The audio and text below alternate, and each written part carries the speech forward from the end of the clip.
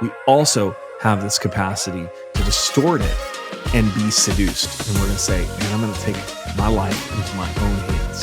And then we create these false calls. These false calls where we didn't actually really hear God. We're not really honoring God with our lives. And so, or on the other side, we're trying really hard to produce that call. Just kind of recap, we all have capacities in our lives. Like God has given us specific capacities, gifts, things that we're good at that he's given us. And so we need to begin in this capacity to see that all of your life is a call from God, that everything that he's doing, he's calling you to do good works. He's calling you into something.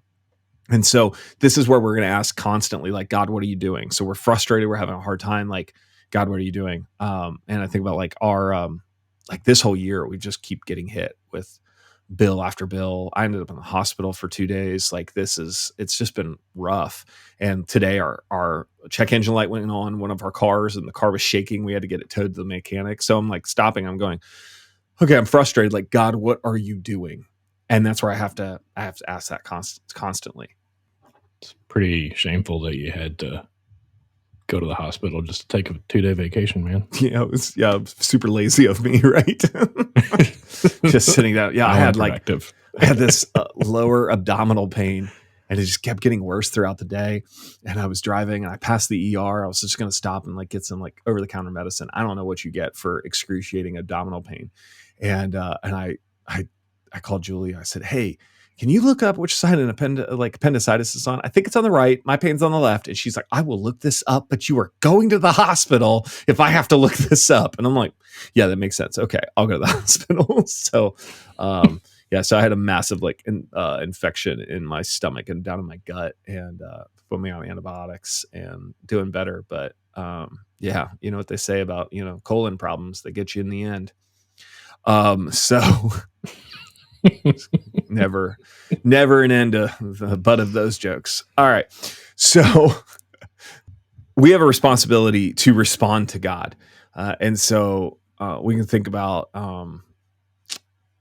Abraham's, his response to God, that he is in the city of Ur, which is like over like Mesopotamia, Babylon area. And he has a whole family, and God calls him, God speaks to him and calls him out of that. And so keep in mind, like he is worshiping multiple gods at the time, but one God says, I'm the only God. The rest are, fake idols made of wood and clay. Come follow me. And so he just leaves everything and packs up and becomes a nomad. That's a big change. Think about Isaiah. Isaiah is in the temple serving God, and God just shows up. Isaiah 6, the call of Isaiah. He's like, who shall I send? And Isaiah says, here I am, send me.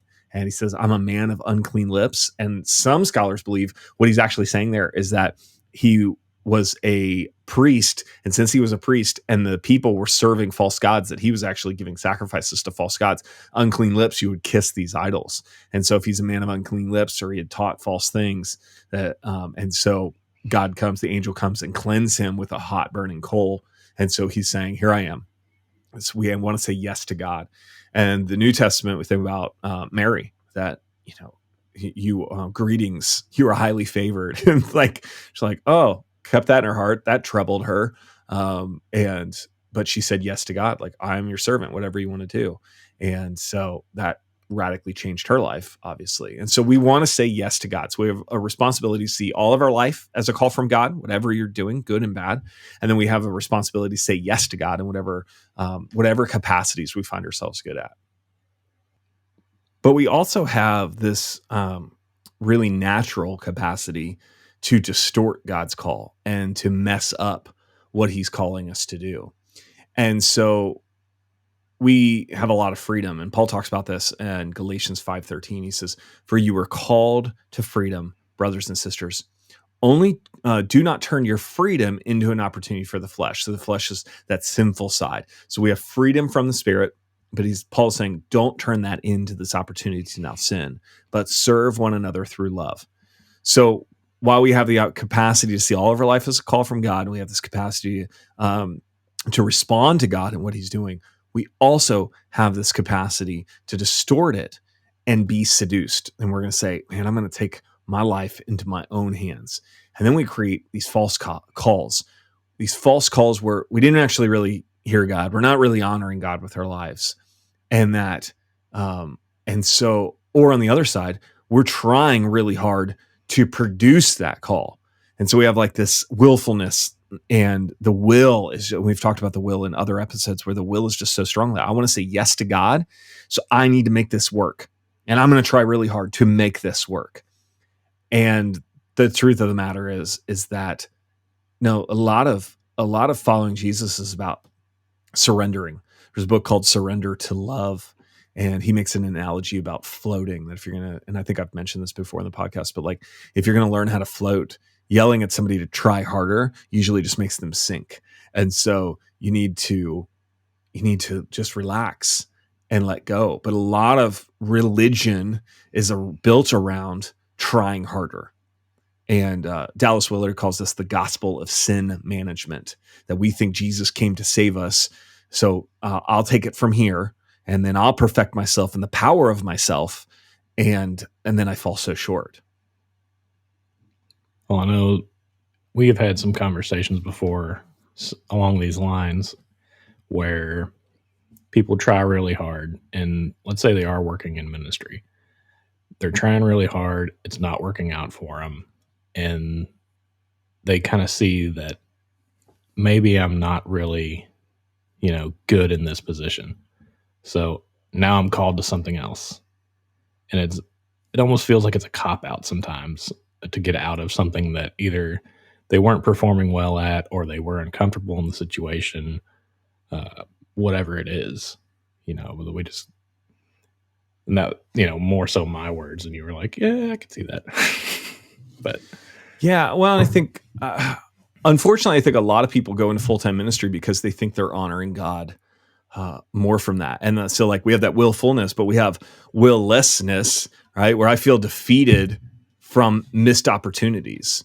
Man, like if I could, like, it would be great if I could just serve God doing this. Like I talked about the guy that I used to work with, where he was talking about that, where he used to say like, man, I'm so jealous that you get to do this and do a church.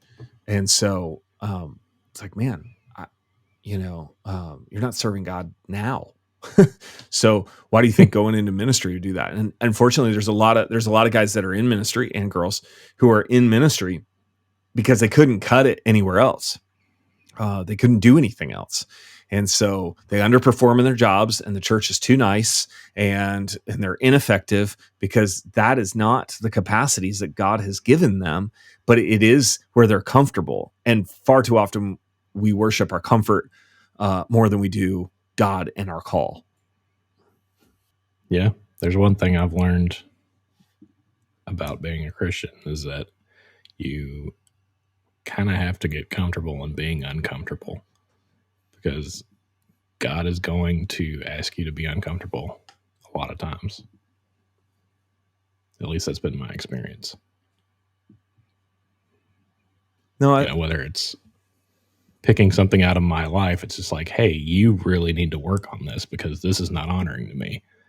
Okay, well, that's uncomfortable. Or, you really need to change how you're doing X, Y, and Z. Like, I've been going to bed too late. I need to be up earlier in the morning so I can actually spend time, in the morning studying, prayer, that kind of stuff. Because I know when I come home at night, it's going to be harder for me to find the motivation to do it. Yeah. So I need to prioritize things differently. Yeah. Yeah.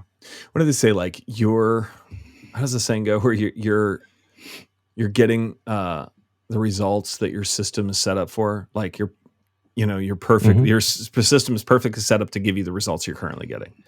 And I'm highly productive, but I'm also highly motivated. I'm a self-starter. And I have an entrepreneurial spirit with a fear of failure, which is a terrible combination, right? So, but some of that, like I've often said when people are like, man, I can't get that stuff done. I can't do that. I'm like, man, you have the same amount of time that Bill Gates and Elon Musk have in your life, that we all have 24 hours in a day. How are you prioritizing? Because you have exactly enough time in your day to get done what you find most important. Now, if you think, your PlayStation or Xbox and Fortnite is the most important thing, then prioritize that. And I'm not saying there's anything wrong with that. Stu and I spent plenty of time, in fact, we kind of didn't talk for a few years, and then it was playing Xbox that got us back playing together, and talking. And so I don't have a problem with what that. you were referring to earlier about how somehow we're still friends, even though we shouldn't have been. Oh yeah. In our prayer, we didn't record. Yeah. There's a friendship that should have ended years ago. Mostly because Stu's just a jerk in person, but same online as I am in real life. Yeah, fair enough. But yeah, I think you're going to get in your life that, remember, so everything in your life is a call from God. What are you doing with your life? And I don't think that always means that we have to be productive all of the time, but just recognize that you have 24 hours in a day, and what are you prioritizing? Your sleep, your family, your job, whatever it is. Some of those things, like I serve my family by going to work sometimes. Work isn't an inconvenience to my family. It allows me to live the life with them that I want, but I don't worship work. I try to put it down.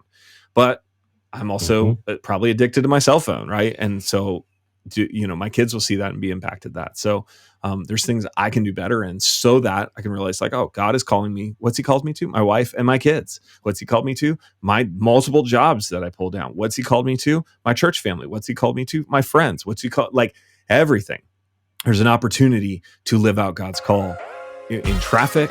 There's an opportunity to live out God's call at restaurants and how you treat people at the grocery store. You are living out God's call.